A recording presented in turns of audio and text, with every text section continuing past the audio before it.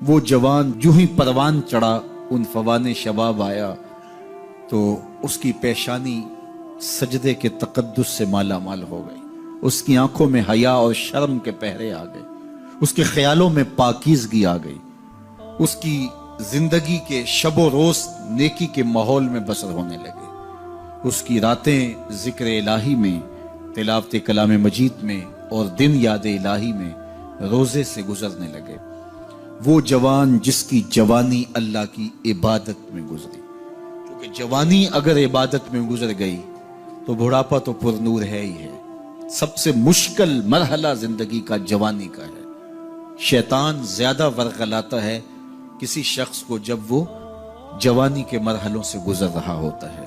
تو جس کی جوانی خیریت کے ساتھ گزر گئی اور اس نے اپنی جوانی کے تقدس کو محفوظ رکھ کے منزل تک پہنچا لیا، اپنی عصمت کے جوہر کی حفاظت کی، اپنی آبرو کو لٹنے نہیں دیا، اپنی آنکھوں کی شرم و حیا پر پہرے بٹھائے اور آنکھ کو برباد نہیں ہونے دیا اور اپنی زندگی کے تقدس کا پہرا دیا، تو جو جوان اپنی جوانی کو خیریت کے ساتھ گزار گیا۔ کسی نے کہا تھا نا، کتاب زیست کا ایک اور باب ختم ہوا، شباب ختم ہوا، ایک عذاب ختم ہوا۔ تو جوانی جس کی منزل تک پہنچ گئی خیریت کے ساتھ، عافیت کے سائے میں۔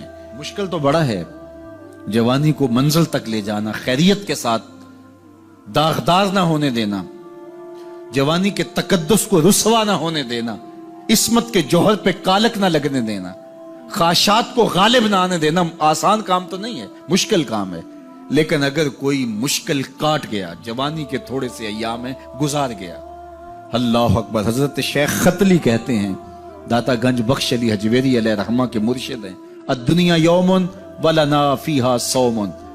وہ کہتے ہیں دنیا ایک دن ہے، ہم روزہ رکھ کے گزار رہے ہیں۔ تو روزہ رکھ کے سارا دن گزر ہی جاتا ہے، دوپہر بھی آتی ہے گزر جاتی ہے، اور عصر کا وقت بھی آتا ہے گزر جاتا ہے، کھانے کا وقت بھی آتا ہے، چائے کا وقت بھی آتا ہے، سب کچھ ہوتا ہے لیکن گزر جاتا ہے، افطار تک بندہ پہنچ جاتا ہے۔ جس نے زندگی روزے کی طرح گزار دی، جس نے جوانی روزہ رکھ کے گزار دی، خواہشات کو بے قابو نہیں ہونے دیا، مشکل کام تھا لیکن اس نے مشکل کام کر دکھایا۔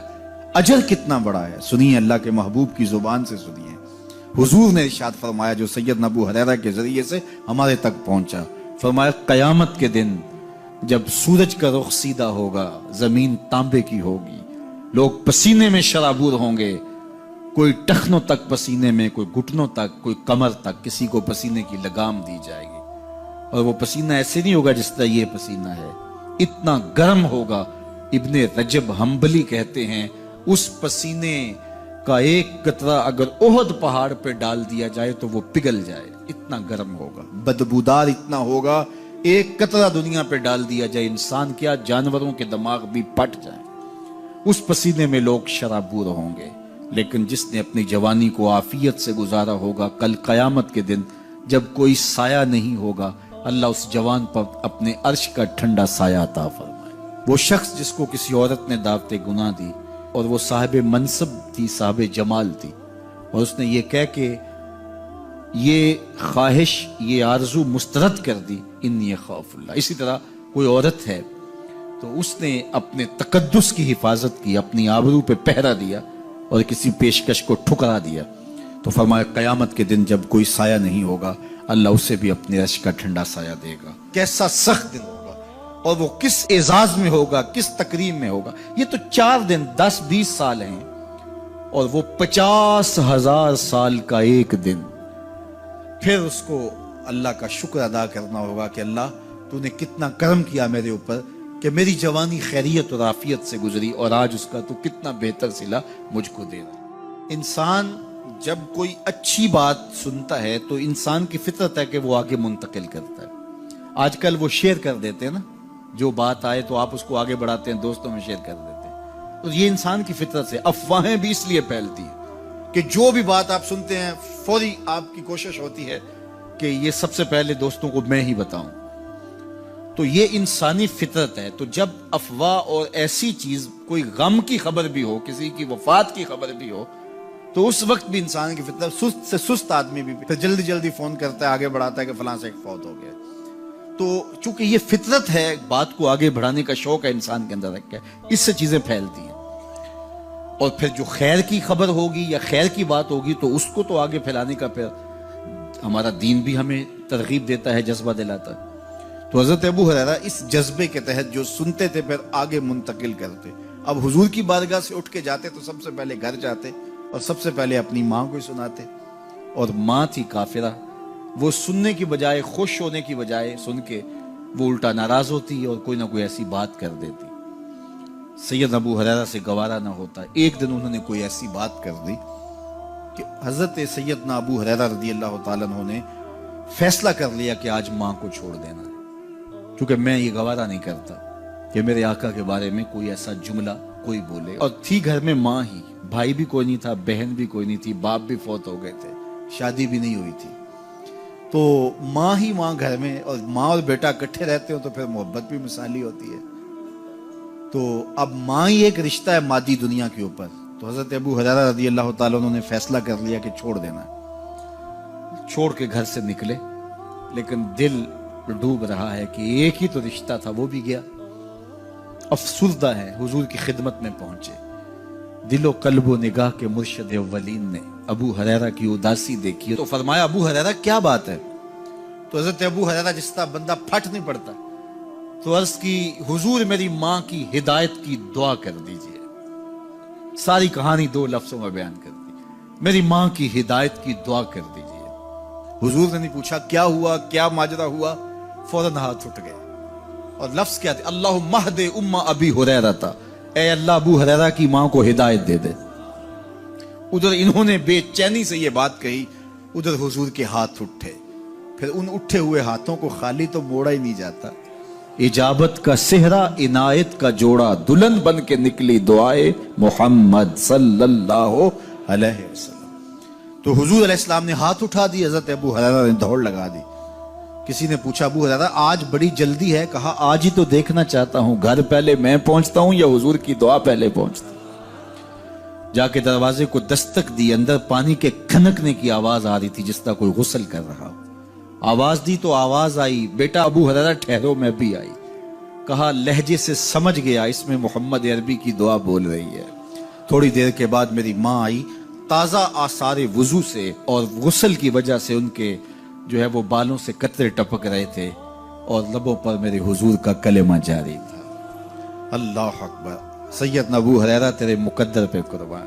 ایک سفر میں حضور علیہ السلام اور اصحاب گامزن تھے کہ راستے میں قیام کیا، تو ایک قبیلے کی صلح کروانے کے لیے حضور علیہ السلام تشریف لے گئے۔ وہاں کچھ تاخیر ہو گئی تو صحابہ نے حضرت ابوبکر صدیق کو کہا کہ حضور رک گئے ہیں تو نماز کا وقت جا رہا ہے، آپ نماز پڑھا دیجیے۔ حضرت ابوبکر صدیق رضی اللہ تعالیٰ عنہ مصلی پہ کھڑے ہو گئے۔ اب نماز شروع ہوگی، ادھر سے حضور بھی فارغ ہو گئے، تو آقا کریم تشریف لائے۔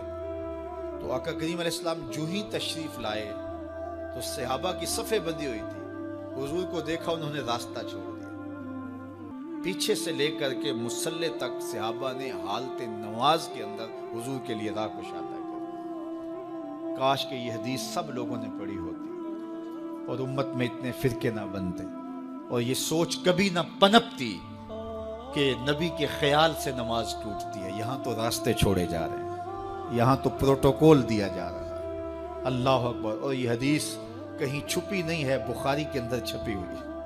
اللہ اکبر، آقا کریم علیہ السلام تشریف لائے تو صحابہ نے راستہ چھوڑنا شروع کر دیا، نماز بھی چل رہی ہے اور حضور کا راستہ بھی چھوڑ رہے ہیں۔ بالکل حضرت ابوبکر صدیق کے پیچھے آ کے حضور کھڑے ہو گئے۔ وابو بکر لا یلتفت یمینا ولا یسارا، جب آپ نماز پڑھتے تھے تو نہ دائیں دیکھتے نہ بائیں دیکھتے، پوری توجہ انہماک ہوتا، وہ اپنی کیفیات کے جہان میں ڈوبے تھے، اور حضور آ کے پیچھے کھڑے ہو گئے۔ صحابہ نے اپنے ہاتھوں کی پشت پہ ہاتھ مارنے شروع کر دیے۔ مقعن و تصدیہ، قرآن نے تالی لگانا، سیٹی مارنا، یہ شیطانی اعمال ہیں، لیکن ہاتھ کی پشت پہ ہاتھ مار کے متنبع کرنا یہ مختلف مواقع کے اوپر یہ جائز ہے۔ تو اب جب حضور آ کے پیچھے کھڑے ہو گئے اور صحابہ سمجھے کہ حضرت ابوبکر صدیق ایک استغراق کے عالم میں ہیں، ایک کیفیت کے جہاں میں ڈوبے ہیں، تو انہوں نے اپنے ہاتھوں کی پشتوں پہ ہاتھ مارنے شروع کر دیے. تو حضرت صدیق اکبر سمجھ گئے کوئی غیر معمولی واقعہ ہو گیا. دیکھا پیچھے حضور کھڑے تھے. اللہ اکبر. تو حضرت صدیق اکبر مصلی سے سرک کے پیچھے آنے لگے. تو آقا کریم نے اشارہ کیا رکو نماز پڑھاؤ. سیدنا صدیق اکبر اس کے باوجود پیچھے آ گئے. کبھی ہوتا ہے حکم اور کبھی ادب آگے ہوتا ہے. اللہ اکبر. حضرت سیدنا علی المرتضیٰ رضی اللہ تعالی عنہ کو کہا نا حضور نے صلح حدیبیہ کے موقع پہ صلح نامہ لکھوایا جا چکا تو لکھا یہ محمد رسول اللہ اور قریش کی جانب سے ہے. تو عروہ نے کہا اگر محمد رسول اللہ مان لیں ہم تو پھر لڑائی کس چیز کی ہے. تو اس لیے محمد رسول اللہ نہیں محمد بن عبداللہ لکھا جائے. تو وہ اس بات پہ بضد ہو گئے اور اگر ایسا نہیں ہوتا تو معاہدہ ٹوٹ رہا تھا. تو حضور نے حضرت علی المرتضیٰ سے کہا کہ چلو رسول اللہ کا لفظ مٹا دو. عرض کی میں تو نہیں مٹاؤں گا یہ نام میں تو نہیں مٹا سکتا. پھر حضور نے خود مٹایا. اب یہاں حضور نے کہا ابو بکر رکو لیکن حضرت ابو بکر نہیں رکے پیچھے آ گئے. اور پھر حضور خیر مصلی پہ گئے. نماز ہوئی سلام پھرا. تو حضرت ابو بکر صدیق رضی اللہ تعالیٰ عنہ کو حضور نے کہا ابو بکر جب میں نے کہا تھا تم رکے رہو تو تم کیوں پیچھے آئے. تو سنو حضرت ابو بکر نے کیا جواب دیا رضی اللہ تعالیٰ عنہ. کروڑوں سلام لاکھوں عقیدتوں اور نیاز مندیوں کے خراج ان کی چوکھٹ پہ عرض کرنے لگے ما کان لابن ابی قحافہ ان یؤم رسول اللہ صلی اللہ علیہ وسلم. حضور ابو قحافہ کے بیٹے کی جرت کب ہوئی کہ رسول اللہ کے آگے کھڑا ہو کے نماز پڑھائے. یہ ابو قحافہ کے بیٹے کی ہمت کب ہوئی کہ رسول اللہ کے سامنے کھڑا ہو کے نماز پڑھائے.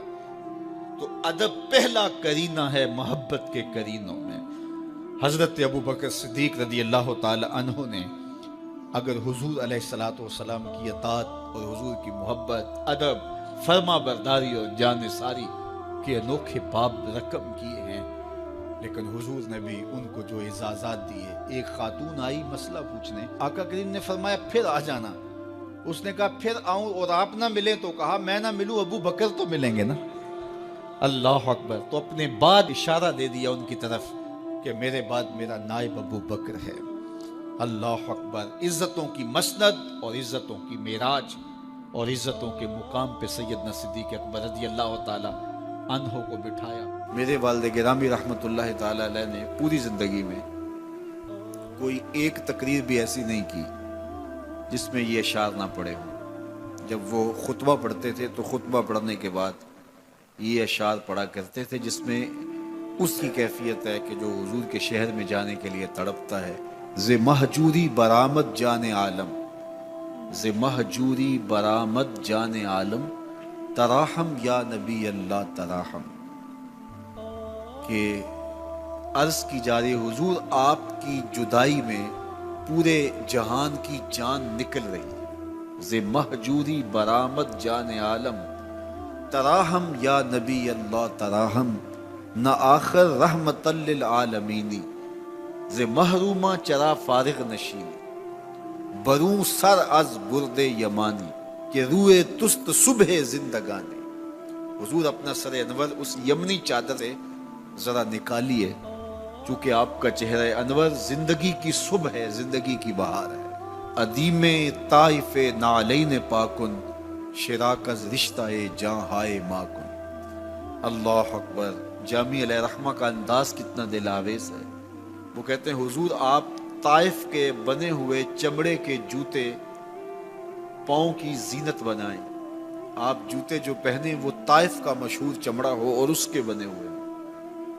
شراکز رشتہ جاں ہائے ماکن اور اس کے اندر جو تسمے ڈالیں وہ جامی کی جان کے ڈالیں. جامی کے چمڑے کے نہیں جامی کی جان کے تسمے ان نالین میں ڈالیں جو آپ طائف کے بنے ہوئے نالین زیب تن کریں. وہ ایک شاعر کہتا ہے عربی کا کہ یا لیتنی کنتو تربت ایبتکم فلتسمت نعالک ذاک کدی. کاش میں مولوی نہ ہوتا. وہ بہت بڑا شیخ الحدیث گزرا ہے تو وہ کہتا ہے میں کاش شیخ الحدیث نہ ہوتا میں مولوی نہ ہوتا مدینے کی گلی کی مٹی ہوتا حضور گزرتے طلبوں کو چوم لیتا. چے باشد گر کنی سوئم نگاہے ہمیشہ گر نہ باشد گاہے گاہے نگاہے یا رسول اللہ نگاہے. صد ہزاراں جبریل اندر بشر بہر حق سوئے غریبہ یک نظر، یا رسول اللہ انظر حالنا، یا حبیب اللہ اسما قالنا، اننی فی بحر غم مغرق خذ یدی ساحل لنا اشکالنا، یا صاحب الجمال و یا سید البشر من وجهک المنیر لقد نور القمر، لا یمکن الثناء کما کان حقہ بعد از خدا بزرگ توئی قصہ مختصر۔ ساری کہانی آ کے یہی ختم ہوتی ہے۔ تو یہ میری اور آپ کی سعادت مندی ہے۔ اللہ کی توفیق سے آپ کے لیے اور آپ میرے لیے محبت اور دعا کے جذبات رکھتے ہیں، اور ہم ایک دوسرے کے لیے دعا گو ہیں کہ آج میں حاضر ہوا ہوں اور آپ نے جو ہے وہ میرے لیے اپنی آنکھوں کی چمک اور محبت